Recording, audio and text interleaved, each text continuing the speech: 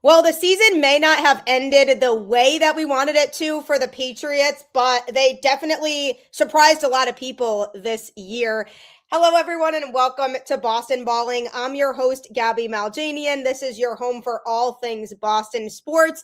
As you know, the drill, I am here talking all things Boston sports, the latest, and this is obviously a fun time to be a Boston sports fan with the way that things went for the Patriots this year. The Celtics far exceeding expectations without Jason Tatum. That's really exciting. Bruins even having a better season than I think people expected. Baseball season right around the corner. So it's definitely a good time of year and a good time to be a Boston sports fan. So if you're not, but you're listening to this show anyway, might as well hop on the bandwagon now because you might be in for a treat here as a Boston fan moving forward. But I have a special guest with me on the show today. Also went to the same college as me. Shout out to Ithaca College. Let's go Bombers. Always. Yes, we love that.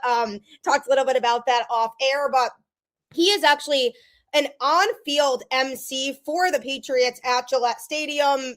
Probably a super fun job. We're going to dive into all of that as well. So he was there firsthand to witness this special Patriots season. Jayden Becker, how are you doing today?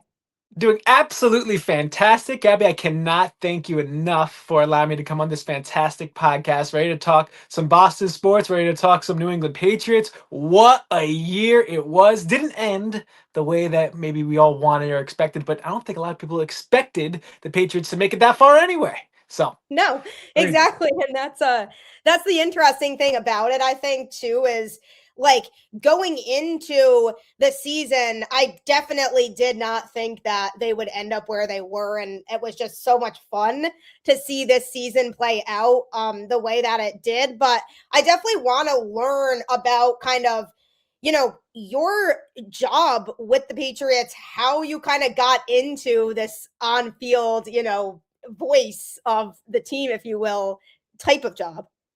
Well, we could go all the way back and starting at our alma mater, going back to Ithaca. So, graduating school, didn't really know exactly. I knew obviously I wanted to be on camera doing sports broadcasting. Did a ton of work, play by play, sideline reporting, television hosting, all the stuff like that. And I found personally, I really enjoyed the entertainment aspect of what we do compared to the news aspect of what we do. I could do it, sure, but I didn't really want to go to the middle of nowhere, cover shootings and gas prices. That wasn't really my thing. I wanted to do some entertainment stuff. And so that's kind of where my niche kind of fell. Did a lot of internships while in school. Out of school, I ended up becoming the host of the Pittsburgh Penguins. And then following 2 years after that, I got the job with the New England Patriots as their on-field MCs, or one of their on-field MCs. So me, Game Day Connor, having a great time in front of 60,000 people plus at Gillette Stadium. And this was, I want to say, objectively the best year to come in on, because you're coming off of about 3 years, maybe a little bit more, of a few rough seasons and a head coach they didn't really know about. 1 year of Mayo, and now coming into a brand new environment. It almost felt like a breath of fresh air floating into New England. And to be a part of that and the energy from each and every fan, it made my job so, so easy. So, just in case you don't know what I do, you come to a game at Gillette Stadium when there's a stoppage in play, a commercial break timeout. There's no commercials in the stadium. So, what are we going to do? We're going to have a good time. So, whether that's a trivia on the board or just getting the fans rowdy, doing quarterback toss competition, handed out some great prizes. That's what we try and do. Keep the energy up, keep the energy fun, having a great time. The team makes it so easy this past year. Fantastic work both at home and on the road. So it was really, really a great time. And yeah, I'm just excited to be a part of a fantastic Patriots community. Yeah, it's definitely cool because, and I've had this conversation with a lot of different people, the passion that you get with Boston and New England sports fans, you Yeah. don't really get a lot of other places. There's just like this special thing that comes with that environment. And, like the fans show up, whether they're winning, whether they're losing, and it's just that passion and just how much people really care about these teams. There's just something special about Boston. And even, athletes I've spoken to have also said the same thing, that like it's hard to play in that type of environment because these fans will just ostracize you if you're not Yeah. playing well because everybody's just so into it. And I think, being in the type of job that you're in, you can probably feed off of that energy too, and you can feel those fans at a place like Gillette Stadium and say, wow, these people are so happy to be here and they are so passionate about this Patriots team. Totally. It's very easy to make people cheer when they want to cheer. It's very, very easy. So like looking at the season as a whole, coming into the year, the Patriots kind of stumbled in their first regular season game and against the Steelers and in their second home game. So it's like you looked at it on paper like, oh, this might be another rough year, new head coach, second year quarterback, but they really turned it into gear. And wow, I'm a proud owner of an I Heart Drake Maye t-shirt, and it's for good reason because I truly do love Drake Maye. It talk about taking the world by storm, fantastic character, both on and off the field. Like a lot of people's taste in their mouth currently is from what happened on Sunday, the Super Bowl. So, the view might be a little bit different just because you finally saw a knock in the armor, if you will. But you have to remember these past, Vrabel said himself, past 307 days, you've been cheering his praise, and I'm not going to stop doing that anytime soon. No, as you shouldn't. And I mean, what a movement that was with those shirts. I mean, those Yeah. grew like rapid fire. Everybody's wearing those things. And that's super cool. But I'm with you. I mean, I love Drake Maye. I think the experience that he got this year of going to the Super Bowl is so valuable. And even just not even just him, but even the other young players on this team who they hope are going to be part of the future of what this Patriots team is. Just being able to get a taste of playing in the Super Bowl is something that these guys are really going to be able to learn from. And now they have been there and now they know what to expect a little bit on that type of stage. Now it's a been there, done that type thing. They know exactly what it tastes like to be there at that spot, to make it through the entirety of a season. For a lot of these rookies, that's the longest they've ever played football from training camp to the end of the season. A lot of people forget that. Like this is the longest they've ever had to put on a helmet and pads and go out there every week. Yeah, no, obviously getting paid millions of dollars, but still, like this is a draining sport. And so for them to get that full taste, come back now with a full off season and full training camp, like you could talk about Will Campbell, talk about all these young guys, like they're going to come back better. They're going to come back better, and the big thing, I don't think it's going to be a physical thing for a lot of these guys. It's going to be a mental thing. A lot of these guys to be able to get past this Super Bowl loss, use it as a chip on their shoulder, and be able to move forward and hopefully make another playoff berth and another Super Bowl run. Yeah, absolutely. Did you grow up a Patriots fan? I did not. So I grew up in Queens, New York City. But I did not grow up a Jets or Giants fan. I grew up a fantasy football fan. I know it sounds very, very weird, but that's how I kind of fell in love with the sport of football, was through fantasy football. It was through NFL Red Zone. It was through watching Scott Hansen. And that's another reason why I think I do what I do today, is because I was so entertained by the product that was on the screen of not only the NFL product, but how it was being presented to me through Scott Hansen, through these larger than life figures, if you will, because we watched them every single week. Is that, I as a kid, I said, like, I could do that. And then I try to put my money where my mouth was and try and go and do it. So doing it in my own way, in my own niche, in this more live event side of the sport. But that's how I fell in love with it big time, was through fantasy football, through the love of yelling at friends and trying to one up them every week and trying to put up that best roster and going through my bragging, waivers. right? And yeah, like it's a big deal. It's a big deal. Yeah, We carry around a belt. It's a championship belt, and we want to make sure we win that belt because that stays with you for the whole year and get your name on it, all that. It to me, like, that's how I fell in love with football. So growing up in New York City, the aura that came from Boston sports, it speaks absolute volumes. I like to think that New York City, also has its own aura, maybe going vice versa. But like you look over, 4 hours away, and it's like, that there's championships being won there. I was born 2001, so how many championships have I seen come from Boston? A lot, going from all four major sports. So same with me. it's a championship city. About it. Yeah, it's a championship city. No, it is. It's so true. And I feel lucky to have grown up in a great time to be a Boston sports fan. I mean, growing up, like, because I was born in the 90s and then living through like all kinds of championships for Boston, and people who are older are like, it was never like that for Boston sports before. Like, you kind of picked a good time to grow up in it, because obviously the Patriots weren't winning all these championships before that. Not to mention the Red Sox and like the 86-year drought that they had. And I mean, the Celtics and Bruins, I mean, it wasn't just like constant winning.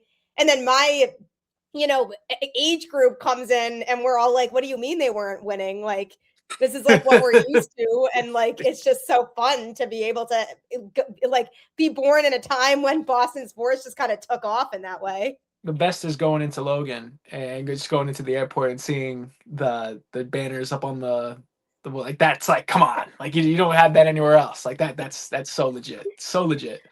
City, they don't call it City of Championships for a bad reason. It is like they have a lot of championships there, and that's why it's fun to be a part of that. And that's why if a team is playing well, the fans are really going to back that up, and they're really going to take in and appreciate the product. And with this Patriots team, when they brought in Mike Vrabel, I was really excited about that hire. I was like, look, this is a guy who has winning in his blood.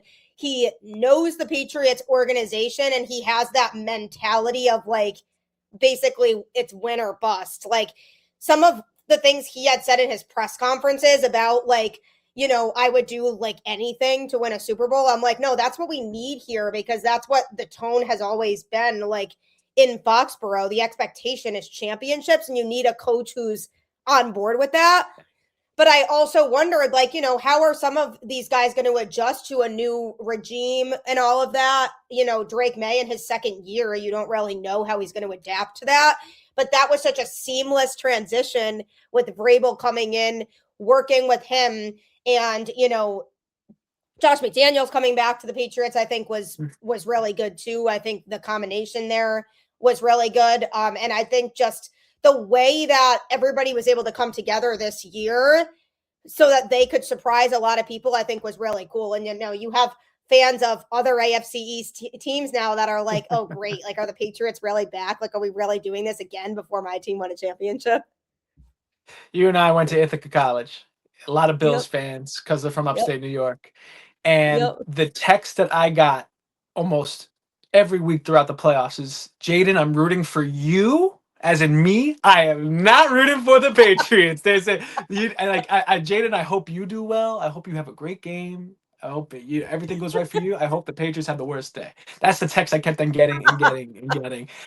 Talking about Vrabel, I think it's so important to look not only what's happening on the field, but also what's happening off the field as well. This team, you say, comes together so well. Looking at it on the field, look at the third phase of the ball, special teams. They are dominant on special teams. I love Marcus Jones for good reason, because it's when a team, I feel, is bought in on all three phases, including special teams, that's how you know you really got something good cooking with your coaching staff, because you got this team going 110% even on kickoff return, right? So it's really special to see that going as well. When you look at the entirety of the defense, and especially that secondary as well, they're so bought in. They're so bought into not only the Patriot way that was built up through many, many years, through many, many championships, something that Vrabel has not only taken as his own, right, and mounted on his shoulder, but also has twisted in his own way. There's many stories that have come out as well talking about how people that played with Mike Vrabel thought, oh, he would be a great head coach, and he has come and proved that again and again and again over his time at Tennessee and now over his time with the Patriots. And I think it's just like, he just feels like a New England guy, he carries that weight. He carries that weight. And so I think that's something that goes a long way with the players, and definitely goes a long, long way with the fans as well. Like, the people are proud to say that Mike Vrabel is their head coach, is their leader. People are proud to say Drake Maye is their quarterback. So it's, we keep on talking about the fun. We keep on talking about how well this team is gelling, but it's a truth. It's a testament to how quick you can turn a team around when you have a great coaching staff and a great quarterback. And it literally, not to say that it happened overnight, because obviously it took a few years, a Mac Jones era. It took a few years to get there, but the Patriots got there, and they got back to the Super Bowl. The New England Patriots made the Super Bowl before Josh Allen has even sniffed it, you know? And that was the text I kept on getting. It's like, this is unbelievable. How did the Patriots make it back? Well, it's because the Patriots have a winning culture. The Patriots have that aura that we keep on talking about. You know, like, you can only take you so far in some aspects, but when you got the coaching staff and you got the quarterback, it's going to get you there. It'll get you there. Yeah, absolutely. I completely agree. And that also, speaks to Mike Vrabel winning Coach of the Year. That was Yeah. obviously so deserved too, because I do think the off the field stuff, obviously, because the fans don't see it, doesn't get talked about as much, but it really does start in the locker room of really helping everybody believe in themselves and feeling like, this team can do big things if you all are bought into that winning mindset. And I think right from week one, everybody was bought into, we want to bring a championship back to New England. And it was evident on the field, off the field, the way that the guys would talk about Vrabel, the way the guys would talk about each other. It was just a true team effort.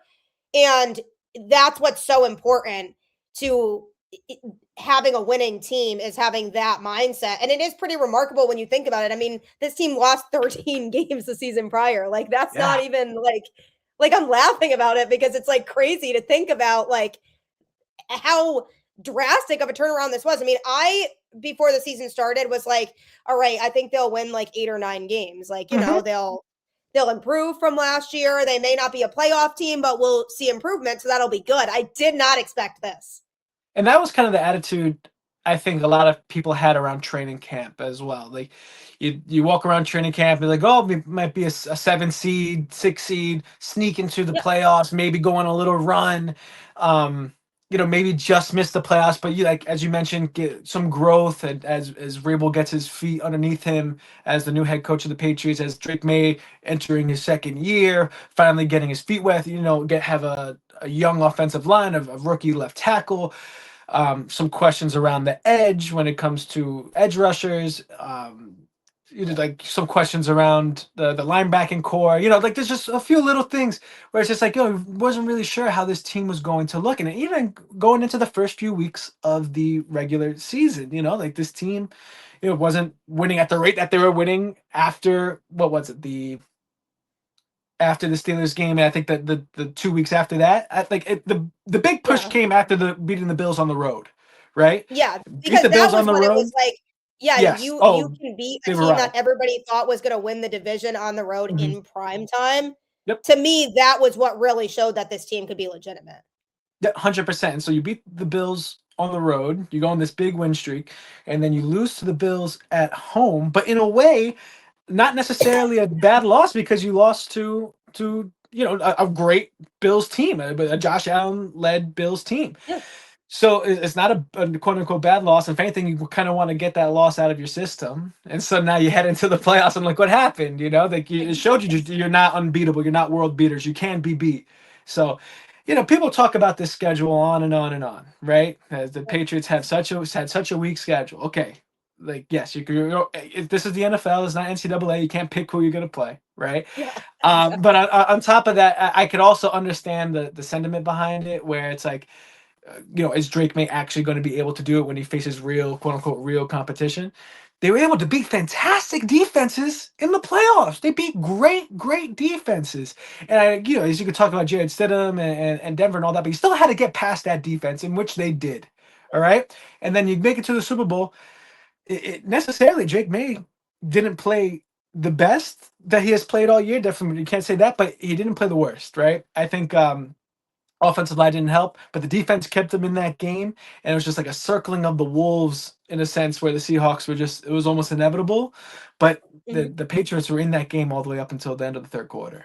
So it an unequivocated success for this Patriots team. My question heading into next year is, what are fans' expectations regarding the floor of this team?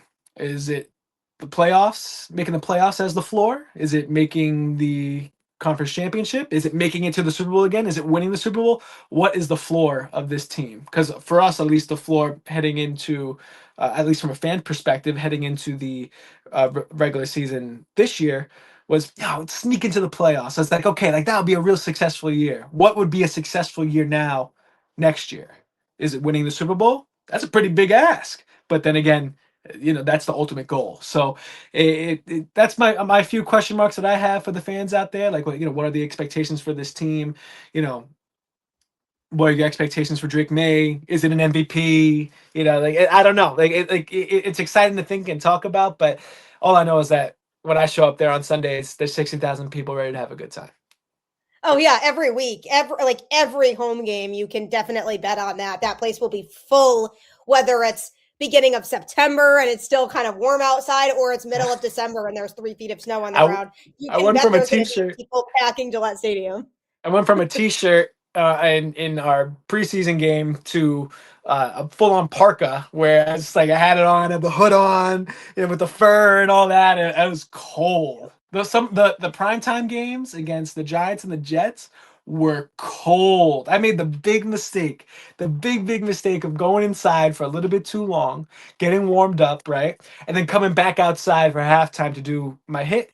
And it's one thing when your hands are cold, it's one thing when your feet are cold, but when your chest is cold and you take a deep breath and I'm like, ooh, I feel this in my sternum cold, and now I gotta go talk.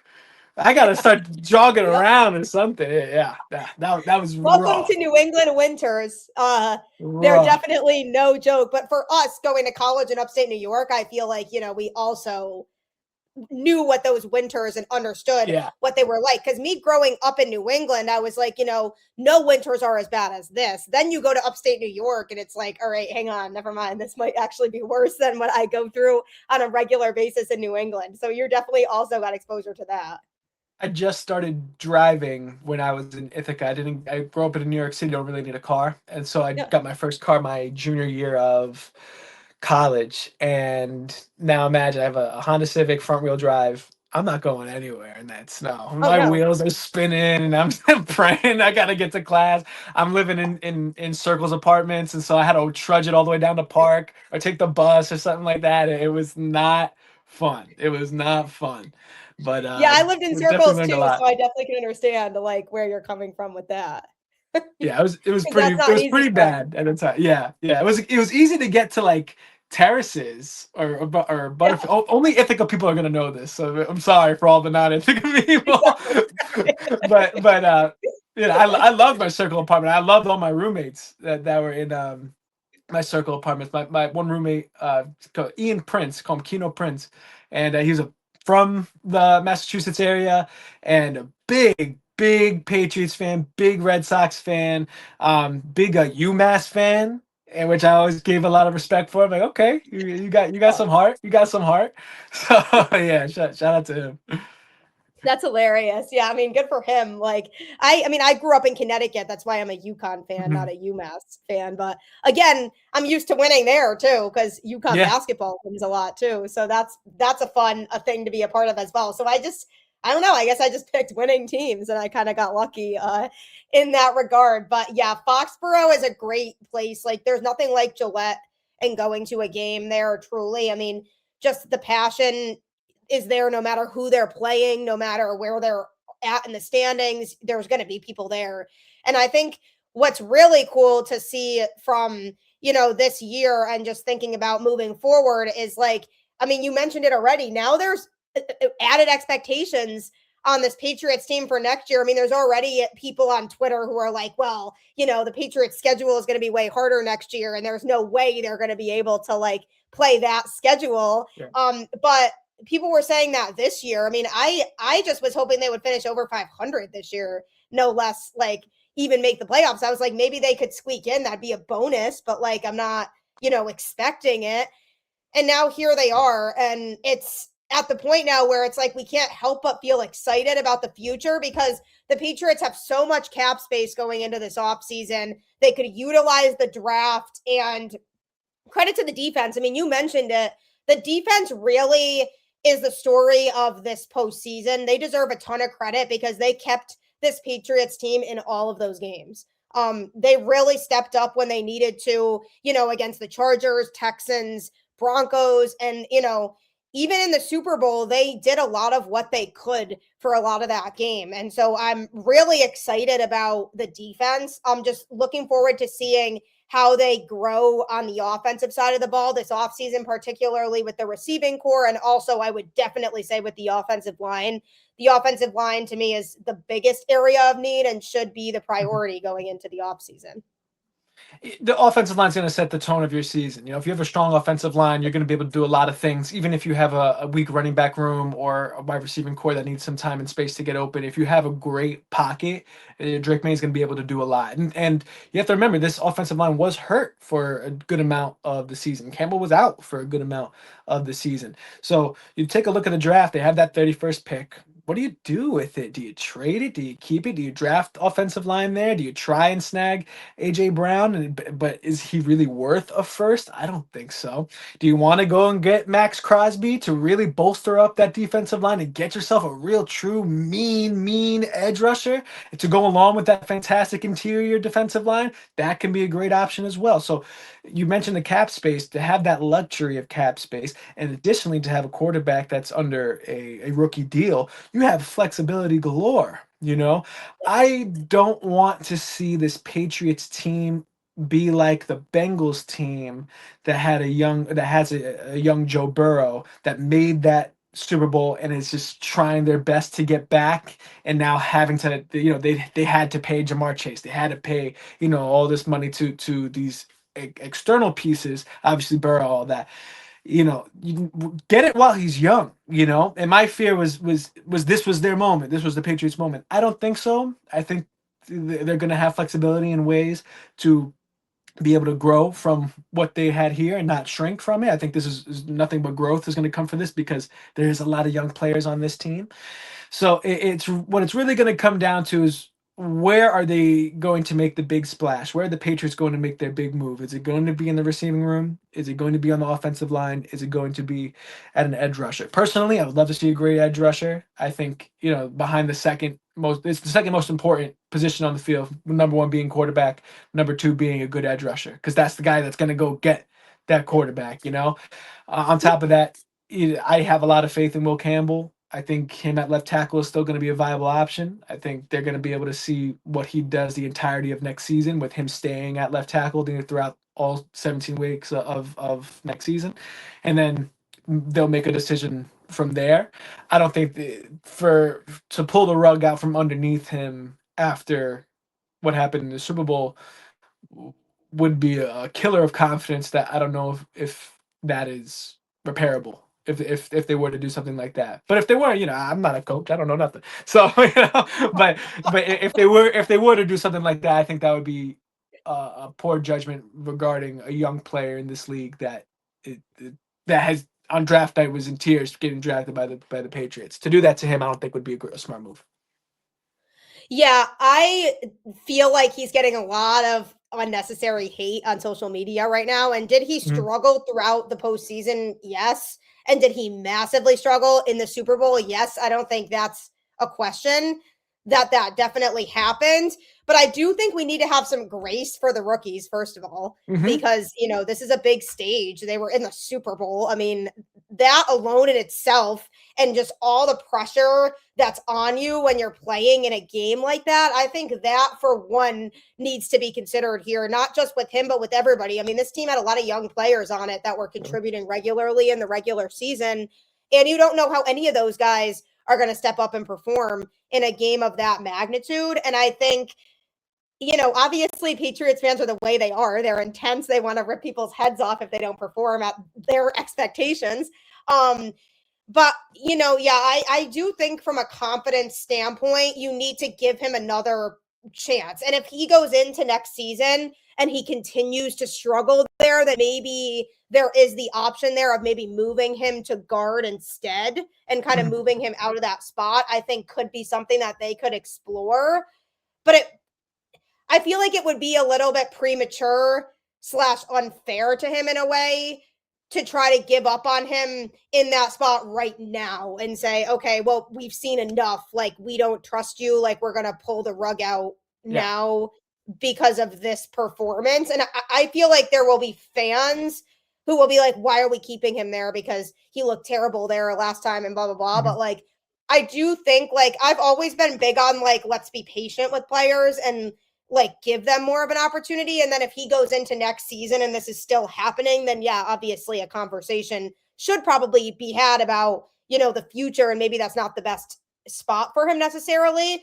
But, this was a really, really high draft pick. Like, this is a kid who the Patriots really value, that they truly feel like is going to turn into something special for this team. And I do think that takes time and sometimes, a learning process like this. And obviously, as much as this experience in the Super Bowl was unfortunate for this team, they kind of needed something like that to be able to understand, like, it's not going to always be like positive all the time. They just had so many highs this season that it's almost like they kind of need that gut punch of like if you're new, if you're a rookie or you're young and you're like, wow, like that really, really hurt. I don't want to go through that again. Here's how we can learn from this. So I feel like that's eye-opening for all these guys to be able to come back next year and be like, all right, what can I do to be better? And, Will Campbell even said himself, he was like, I could have done a lot better to protect Drake Maye, and I just didn't do my job. And he knows, and it's like, let's cut the kid some slack. Like, he's going out there saying he knows like what he did wrong, and he knows that it wasn't his best game. And there's still people on Twitter who are like attacking the poor kid. And I'm like, all right, can everybody just like give him some time? Like, I'm not ready to give up on him yet. And so many people are calling him a bust. And I'm like, geez, like, can we just wait on that for right now?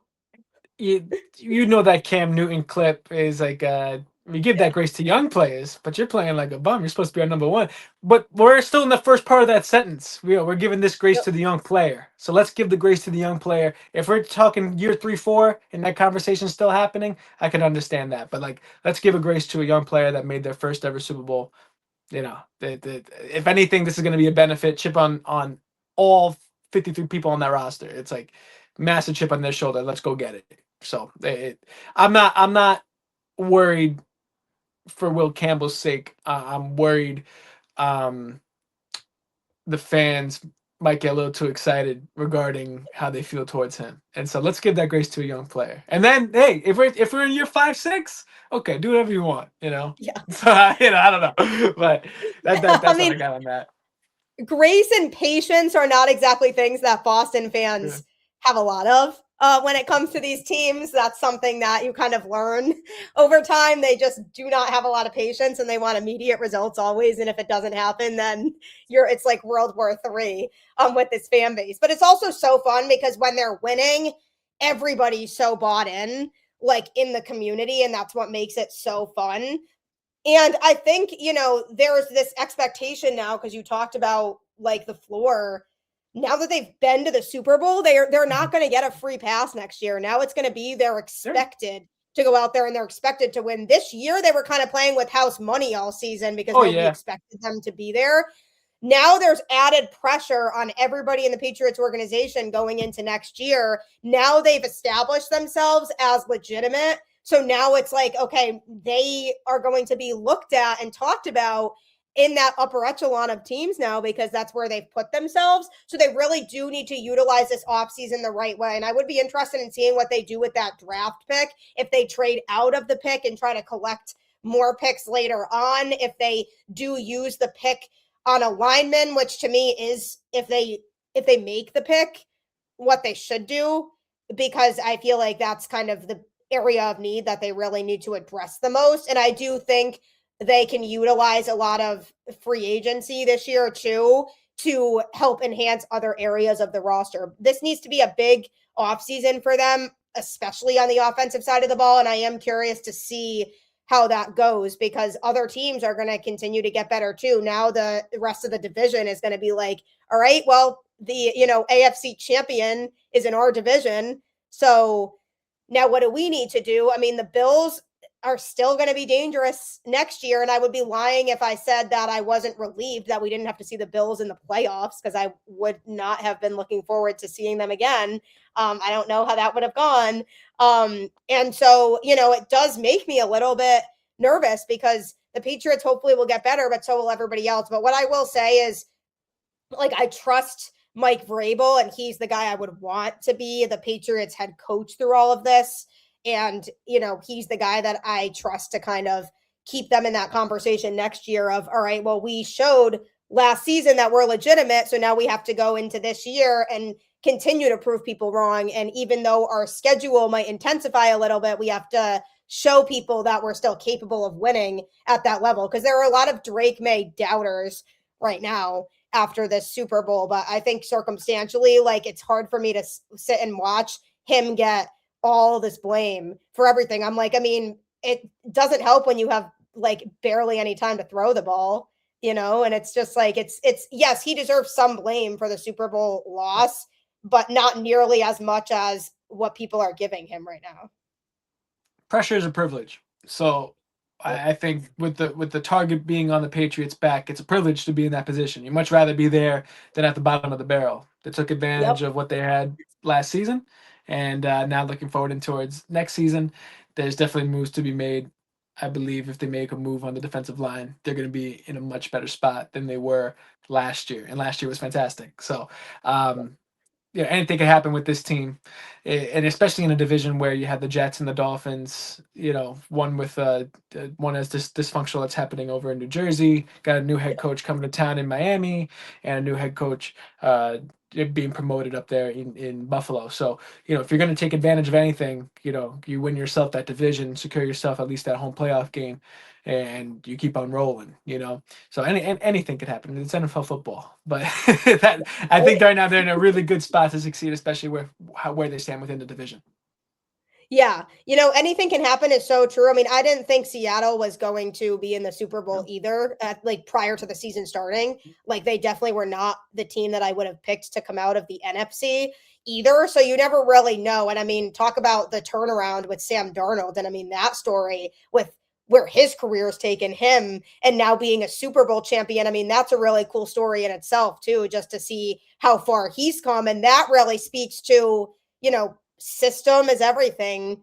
Like, if you're in the right system, sometimes you can unlock this part of your game that you didn't have before or weren't able to showcase before. And it just really shows that he's in the right place for him now, and he was able to thrive in Seattle. And I think that's obviously is disappointing that the Patriots lost, but it's cool to look back on what he's been through in his career and to see him be able to take his team to a Super Bowl, championship, I think is cool.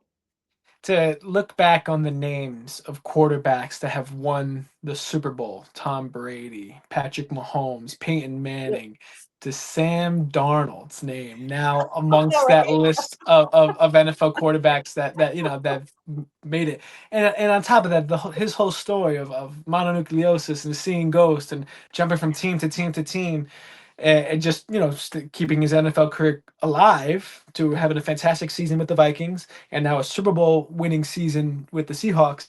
It's I was in high school when he got drafted, and his start, and who knew what was going to happen with the Jets? It's the Jets, and now for him to win a Super Bowl, it's a beautiful thing. Beautiful. I think the right word there is beautiful. It's a beautiful thing for him to see. So listen, if you're gonna lose to anybody, you're gonna lose to him. Like what a be a part of that story, right? But with that being said, Drake Maye's name would make sense, at least in my eyes, to be a part of that echelon. It's only been, for Tom Brady to be the helm of Patriots football and at the quarterback position. I feel like Drake Maye as an heir apparent is a beautiful thing. It makes sense to me. Maybe I'm looking at it through different colored glasses as other people, but I see it. I see it. I mean, I love Drake Maye. I think there are so many upsides to having him here. I think his career is only going to continue to go up from here.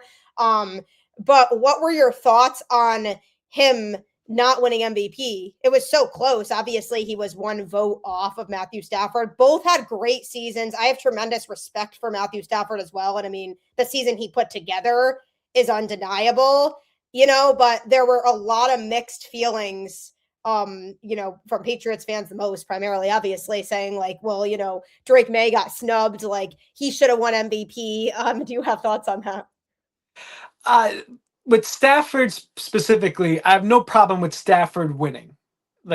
Yes.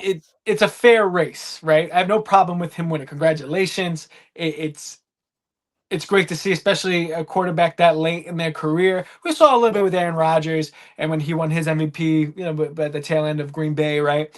And Yeah. so it also is you look at the quarterback position in eras and how Drake Maye is a part of this new era of quarterback, right? And Matthew Stafford might be one of the final few quarterbacks of that era that contained Russell Wilson and himself, and Aaron Rodgers is even the era I would say even before that, right? Um, so to see a quarterback like Stafford still hold a ton of value in this league is a beautiful thing. Like not only a gunslinger, but someone that is also somewhat mobile in the pocket. Um, it's still a strong thing to have, but for Justin Herbert to get a first place vote, I know that was I'd rather lose by 2 than lose by 1 and then have Herbert be the one. Like yeah, that's really? almost Really? insulting. It's not the what if MVP, it's the MVP. I understand Herbert would be great if, but there's a lot of ifs, man. I'm done with the ifs. I want to see the real. And so I think that vote could have gone up there. But who am I? Who am I? No, I see what you're saying though. It's more like the reason why he Yeah. lost by one, and it was because of that one vote. And I don't think people should be taking away from what Stafford accomplished this No, no, season he because great he season. definitely was like deserving of winning it. And obviously, Drake Maye has so many more opportunities to where he could have an MVP season next year, even if he plays really well like he did this year. And I think it's less of a testament to like what Drake Maye didn't do that Stafford did, more like it can be two separate things. Like we can be happy for Stafford that he won it, but also feel like Maye had an MVP caliber season as well.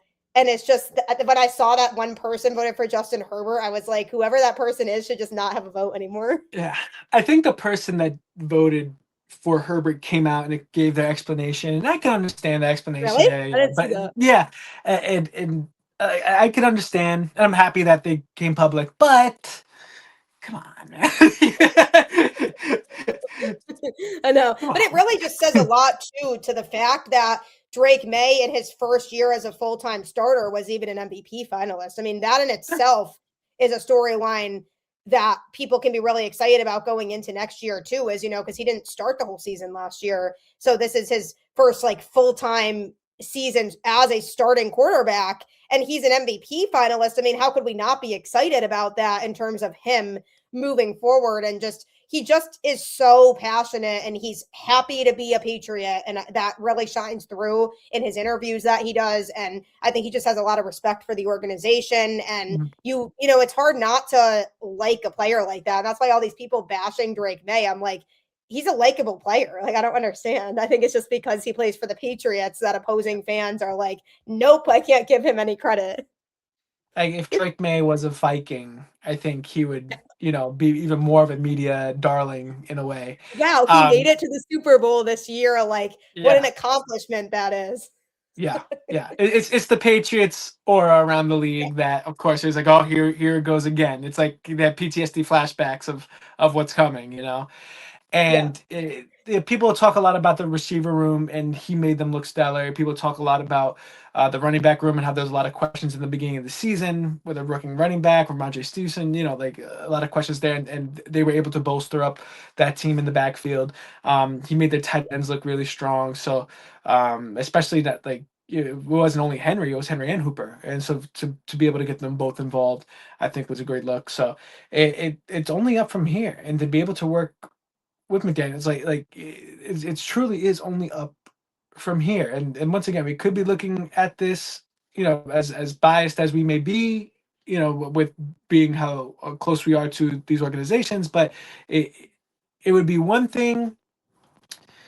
It would be one thing if this team, I felt like they didn't sneak their way. Oh, I'm sorry, they didn't sneak their way through anything. They truly were dominant throughout the regular season and continued to be dominant as they made their way through the playoffs and just got beat by a better team.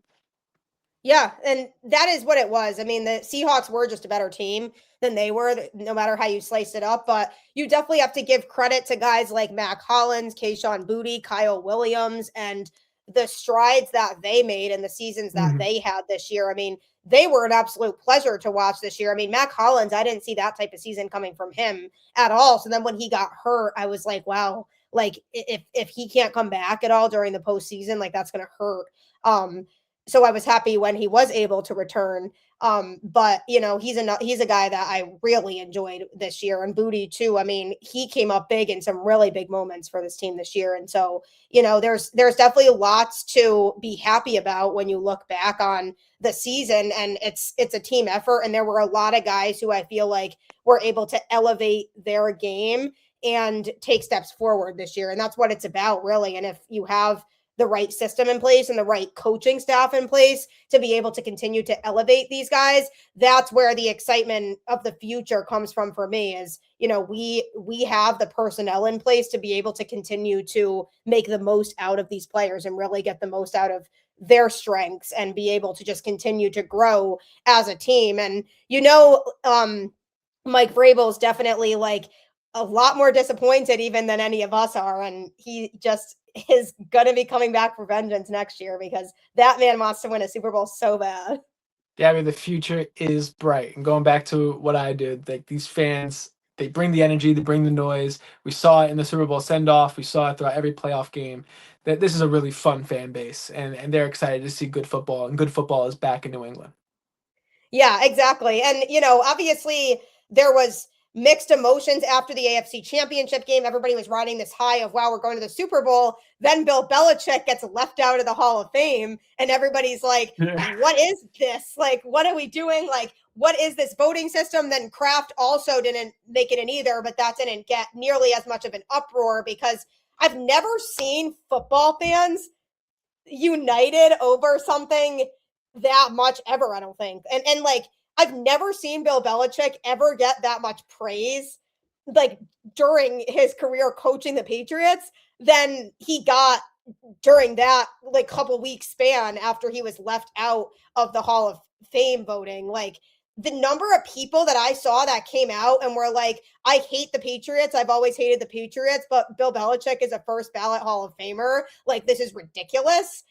Like, that was pretty insane to me because I was like, wow, like he's getting so much support now. He never got this before. Like, where was all this when he was actually coaching? But I mean, it's true though. Like, that really puts things into perspective of I really feel like the Hall of Fame voting system is a bit of a joke, and it's hard for people to not to like look at it now and take it seriously, or at least not question a little bit the process, because if Bill Belichick isn't a first ballot Hall of Famer, then what coach is? Yeah, 110%. 10%. Let's take a look at it from like a broader perspective. Take a look at baseball, right? The Cy Young Award leader of all time, seven. So Roger Clemens not in it. Barry Bond, Yep. yeah, not in it. Yeah, very well done. Pete Rose not in it. Like, so you look at that Hall of Fame. I love Cooperstown. I love going to Cooperstown, New York. It feels like to me like going to Disney World. Truly, truly. Last time I was there this July, I pulled up and I got actual I love that. goosebumps because I felt like I was going into like hallowed ground, right? It is cool. But in a way, in my mind, it's like wow, like there's a part of MLB history that is missing because these players are not in the Hall of Fame. Now, let's take a look at what just happened in Canton. No Kraft, no Belichick here in this first go. They're gonna get in, right, at some point. Yeah. But this could be a slap back towards them as punishment towards the scandals in the past, football related. And you know, to me, you said it yourself, like it is a joke that this even happened because when I think of the greatest football coach, the greatest NFL football coach ever, it's Bill Belichick. Like that's the answer. Yeah. That is the answer. Period. I And think hard everybody stop. would say that How too. do you beat that? Okay, so what more did he have to do to get in? And so there's an issue regarding that. There's an issue regarding Kraft, and it didn't make either Kraft or Belichick look worse at all, at all. I know obviously there's a ton of stuff in the news and media with Belichick. Fine. But it didn't make them look worse. All it made look bad was the Pro Football Hall of Fame. That's Yeah. all it made look bad was the Pro Football Hall of Fame. So you can't take anything away from Belichick. Can't take anything away from Robert Kraft. It's just one of those things where like this is kind of stupid. Like true. And I don't say that about a lot of things. Like sometimes there's good reason behind stuff. I don't say that about a lot of things. This was just kind of stupid. And sometimes stupid things happen. Yeah, I just feel like it really sets the tone moving forward for who gets in on their first ballot because Does Brady get in on his first try? well, that's I mean, the right? question now that we're wondering is, are they going to punish Brady too? Because I think once again, everybody would be in agreement on the fact that Tom Brady should be a first ballot Hall of Famer also, just like Belichick. But if they did this with Belichick, what does that mean for Brady? I genuinely have concerns too. And it feels like it's almost a stain on the Pro Football Hall of Fame is like, well, what does a class it coaching would have been. profile have to be? Because in my opinion, now no coach should get in on their first ballot then if he didn't, because what are the qualifications now and what do you have to do to be a first ballot Hall of Fame coach? Because to me, nobody fits that profile more than Bill. Yeah. And to bring it back to, I know it's two different sports, but bring it back to baseball, right? I could see the argument against unanimous, right? Like I was happy when Jeter didn't get unanimous because when I believe something is unanimous, it should be, there is absolutely no question this person is the greatest to ever, ever, ever, ever do it. Maybe you could put up an argument for Belichick with Shula or something like that, given the wins number. Maybe there's a few stats question marks. In baseball, Mariano Rivera got in as a unanimous Hall of Famer because he is the greatest closer of all time, period, hard stop, end of story. And that's coming from a Mets fan. All right? It's not even debatable, though. Not debatable. And I'm a Red Sox fan, so. With Derek Jeter, there's some questions at shortstop. There's a few people throughout Major League Baseball history that you could put over there. That's either that's on the field or either that's at the plate or whatever, but have you. I know obviously Jeter has a ton of fantastic moments, but to say he's the greatest shortstop to ever touch the dirt, I don't think so. Same thing with Ichiro. Who doesn't love Ichiro? Everyone loves Ichiro. But there's so many outfielders out there that you could talk about. And so I can understand against the argument of unanimous. And also talk about the great Hall of Fame class that it was this year as well. To see Belichick and Kraft to go in with that class that was there with Kuechly and Breeze and all that, it would have been a really, really nice class. But you can't, stupid, like I said, stupid things happen. And sometimes we just have to move on and they'll get in next year. And that's it. When I have kids one day, I get to tell them, hey, Bill Belichick, guess what? Fun fact, didn't get in first try. Right. It's like when telling your kids, like, oh, Michael Jordan didn't make his high school basketball team. It's like one of those things. It's like, what? Really? No, it's so true. Yeah, I mean, with baseball, it's definitely interesting too, because there's definitely a lot of outrage about the Baseball Hall of Fame. And, because you look at guys like A-Rod, Barry Bonds, even like other players, I would say too, that could fall into that category of clearly should be a Hall of Fame baseball player and are not. Manny Ramirez is a recent example too of a guy who clearly should be in and didn't get in. Mm-hmm. So it definitely leaves questions of, all right, how do we fix this? And do we have to change the standards of what a Hall of Fame player looks like? Because obviously there's inconsistencies and obviously there are players who no doubt should be in that are not. And it's just unfortunate the way that kind of plays out. And I do think the Pro Football Hall of Fame now has lost respect from a lot of people because of the way that this went down, with Kraft to a lesser degree, but especially with Belichick. Yeah. Stupid things happen. Yeah, Brady, I'm very concerned about Brady's first ballot because I could see them also punishing him and being like, well, Brady's not a first ballot Hall of Famer, even though we know he is. And I do think him leaving the Patriots and going and winning another Super Bowl after that and completely turning around a Bucs team that was not even close to a Super Bowl team prior kind of solidified him being a first ballot Hall of Famer. And if he's not, then I kind of lost any and all respect for the Pro Football Hall of Fame at that point. Brady not getting it would be on his first ballot would be headline news like for months. I would feel like for months. I mean, we would be Oh yeah. talking about that forever. Like I it's almost tough for me to talk about it because it's almost like impossible to comprehend. But then again, you could have said the same thing about Belichick. Yep. Exactly. I know. No, it's really interesting to see moving forward how this goes with the Pro Football Hall of Fame and the voting because obviously somebody could hate the Patriots like because of the dynasty and all the winning and all that, but like as a football fan, it would be hard for somebody to sit here and seriously say that Belichick should not have been a first ballot Hall of Famer and like you at that point you have to take that bias aside. Like somebody on Twitter said like it's not like a disciplinary thing. Like you don't like use a Hall of Fame vote as like a disciplinary action for like something that happened like football related to keep Belichick out of the Hall of Fame. You just don't do that. Like it's the question is he a Hall of Famer or not? And he obviously is, and that's just that he just should be in. There's nothing else to it. Nothing else to it. Nothing else to it. Like you could look at baseball, a few other Hall of Fames, and there's a lot of question marks, even like historical things that you could look back on, like looking back in baseball, like there's a lot of like known racists and people throughout history that are like enshrined in baseball's Hall of Fame, but they were inducted back in 1930. So it's like Yep. we live in the 21st century, 90. After an amazing career, I think it's just an expectation that people had, and we're rightfully disappointed to see just not happen in a culminative year where the Patriots just so happened to make the Super Bowl. So we would have seen him there on that field in Santa Clara, watching this new era Patriots team, and along with Robert Kraft, would have been this changing of the guard moment. And so something that was just taken away. And I wonder. Kraft has come out and talked about this, is saying about statues. The Brady statue was put up this year, beautiful statue. Will Belichick get a statue at Gillette?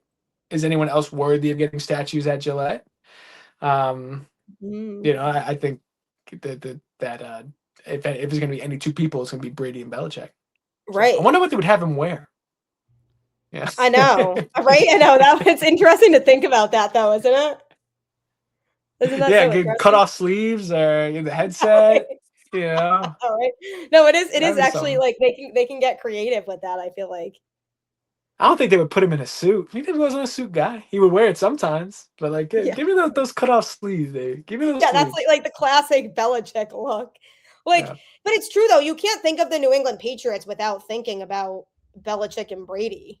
Like they're not the New England Patriots without those two. And of course, there was the argument of, oh, it was all Brady. Like Belichick didn't do anything. But like it's hard to picture Brady without him. Like, how do we know that Brady would have gone on to be as great of a quarterback as he was without Bill? Like I feel like you kind of yeah, need both of them to tell that story. undoubtedly. Like I think one you can't have one without the other. It Brady was going to be great, and obviously the rings went and proved that. But would have Brady have been great without Belichick? Would have Belichick been great without Brady? Like sometimes it's the two individuals make more than the sum. Like having that collaboration together is a great thing. Belichick and his defenses, like it really is a lot to talk about there. But I think those two are so synonymous with one another and are going to be forever linked at the hip, forever and ever and ever, no matter how you cut it. And even after Brady's time in New England ended and ended up going to Tampa Tampa Bay, Yep. you still thought about Belichick because you thought like, oh wow, he was able to do it without Belichick. So what does that mean for Belichick's legacy? Obviously it meant something now. That looking back, maybe I don't know. Would have Belichick gotten in if Tom Brady didn't win that Super Bowl in Tampa Bay? That could be a question to be asked as well. But um, Mhm. yeah, those two are forever going to be linked, forever, for eternity. That they talk Yeah. about. You look at eras of not only the NFL but just like Americana history. It's like these two guys ran sports for a long time. Yeah. And it's not like you just say Belichick or you just say Brady. It's like the Brady Belichick era, Correct. you know? Correct.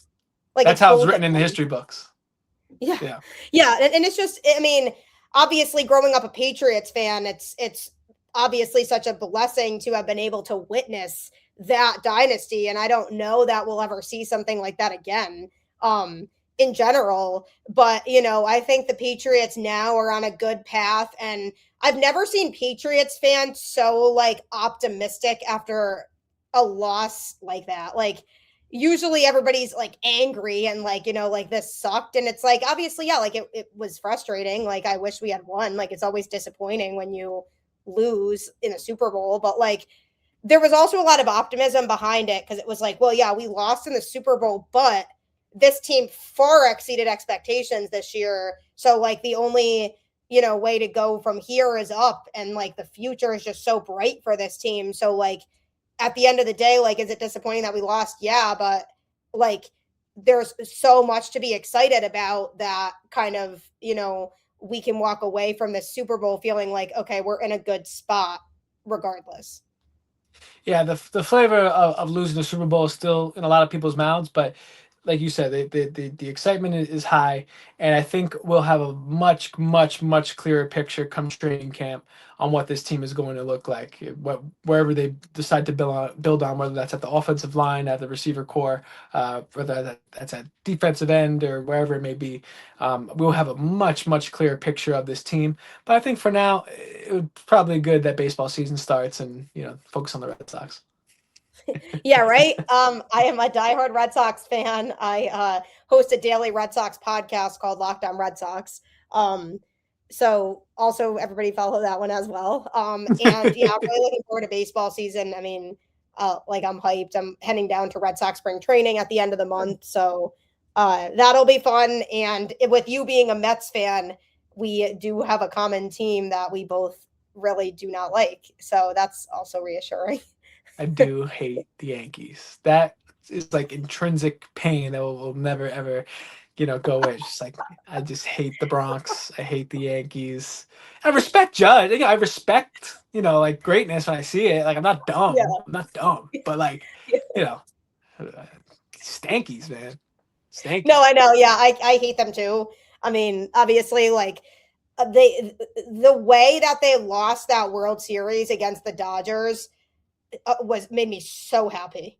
Like I was like, this is just like so beautiful for me to watch. And like nobody likes the Dodgers now either. But like I was like, if they are playing the Yankees, like I just cannot have the Yankees win. I was like, I just cannot. So like I was just so happy with the way that ended.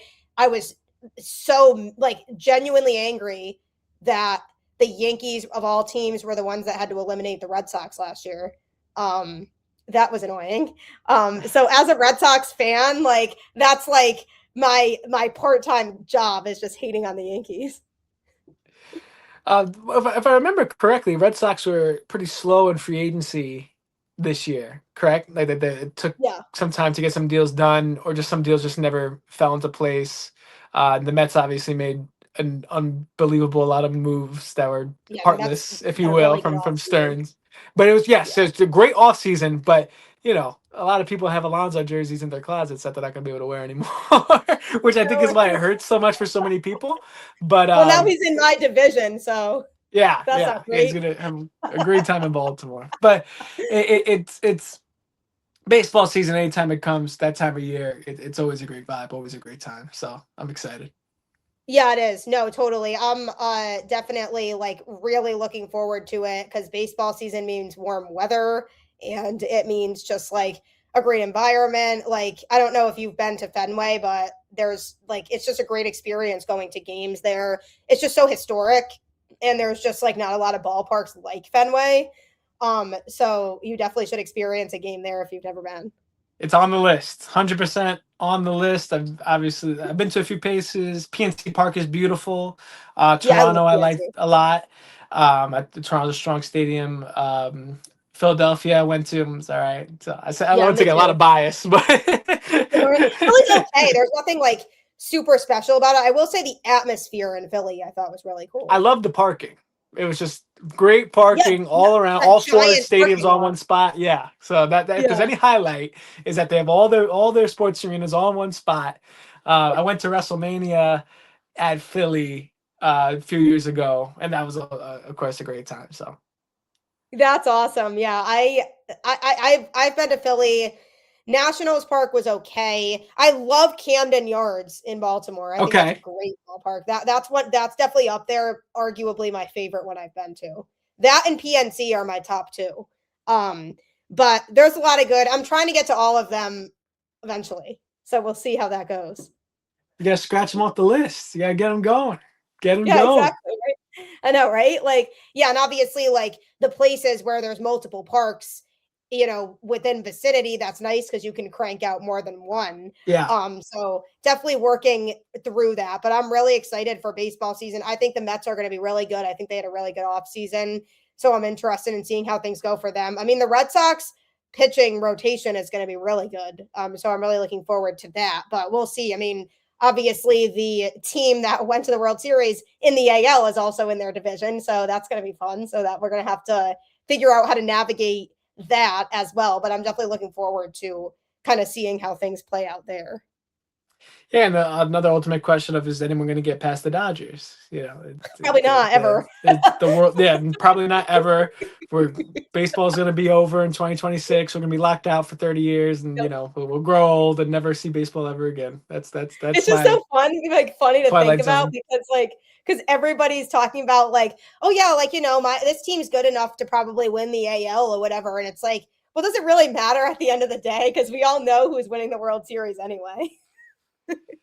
I'm just hopeful that they can get a deal done, a new CBA for 2027 and on, like, and not have to miss too much baseball. Like I'm already putting like my flag down. Like it's gonna happen. Like there's gonna be a lockout. Period. End of story. There's like no joke. It's gonna happen. Just how long is this lockout gonna be? So Oh yeah, yeah, no, it's so true. Like I've already faced it, and I already have accepted that like there's going to be no baseball at least in 2027. But we'll see for how long that lasts because that Dodgers team is just unfair. yeah, we're gonna be watching Frontier League baseball. It's gonna be great. We're gonna go to Sussex County. We're gonna go to what's it? New York Boulders. I think there's a Boston one. I think there's Yeah, a there is. Boston few. Yeah, Frontier League baseball is gonna be beautiful. You and me, 5,000 people, just dollar beers. That's gonna be It's good. honestly kind of a vibe. I feel like. Yeah, the Frontier League could be fun. My boy Matt, he's does play by play for the Jackals, and Oh, they wow. play at old Hinchcliffe Stadium, which is like an old Negro League field, and it's shaped like the Polo Grounds, and it's wild, wild. That is so cool. That's actually really cool. Yeah, it's the middle of nowhere, Patterson, New Jersey, so you gotta keep yourself safe. But other than that, it's pretty good. That's awesome. I know. I'll be interested in seeing how that all plays out. But the Dodgers are definitely, again, the team to be really, really good chance that they three-peat, which nobody wants to see. But I mean, realistically, let's just all be realistic with ourselves here. But yeah, no, it should be fun. I'm really excited that spring training's here, and I'm seeing all these spring training videos, and it's making me so happy because I'm like, I cannot wait to have baseball on every day. Yeah, it's just great background noise sometimes too. You're cleaning, you're doing laundry. Just got Yeah. baseball on, just put on the baseball. Back when I was in college, just doing homework, and just like, my boy's screaming Yeah, at the right. TV, and I'm just like, I'm just chilling. Let's just watch some baseball. Because that's like the vibe with baseball more so than like other sports where it's like you Yeah, have to be like locked in the entire time or you're gonna miss just have something. it on. Even just the radio. I don't even need to watch it. Just put the earbud in and just Yeah, listen right. to the radio. It's That's like, that's oh, the RBI music. single. All right, nice. Yeah. You can visualize it in your head. You have it all there. Tell good stories. God, I love Yeah. baseball. It's true. Like, I love football. I love working with the Patriots. It's so near and dear to my heart. But there's something about baseball that really gets me going. Yeah, right. No, like it's my favorite sport. I mean, I love Yeah, baseball, and growing up a Red Sox fan was super fun because I mean they've won a good amount of championships in my lifetime too. So that's been nice to experience. So yeah, we'll have to see how this year plays out. I think the Red Sox are going to be a little bit better than people are giving them credit for. I still don't think they're better than Toronto, but I think they are a playoff team. So we'll have to see how that plays out. Yeah, we'll see. We'll have to see.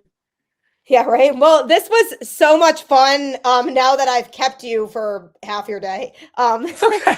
But I appreciate you hopping on here and chatting with me. I'll definitely have to get you on again. It seems like you're really passionate about a lot of different sports, just like myself. So I'll definitely have to get you back on again. And it's cool. I feel like that bomber connection is always so alive. Like I love connecting with other Ithaca people and just like hearing about what they do and like what they did after Ithaca. So I'm glad we were able to do this. 110%, Gabby. I cannot thank you enough for allowing me to come on your podcast. Speaking of Ithaca, and people say it's like blessed land. Like they come, Mother Nature rub their hands through the Finger Lakes, and right there is Ithaca, New York. And we have that connection there, so it really means the world for you having me on this podcast. Excited to see what the Patriots do next year. Excited to see what all Boston sports do next year. Yep. Hopefully championships. Maybe the Celtics this year if Jason Tatum comes back for a late season push. I don't think anybody who's a fan of another team wants to see that with how well they're playing without him. So fingers crossed on that too. Fingers crossed.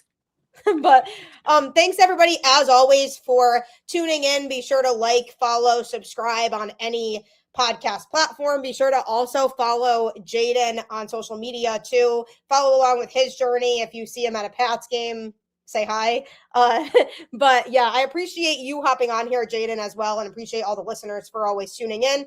I will catch you all next time. Take care. Go Patriots. Go Celtics, Bruins, Red Sox, you name it. Let's go Boston sports.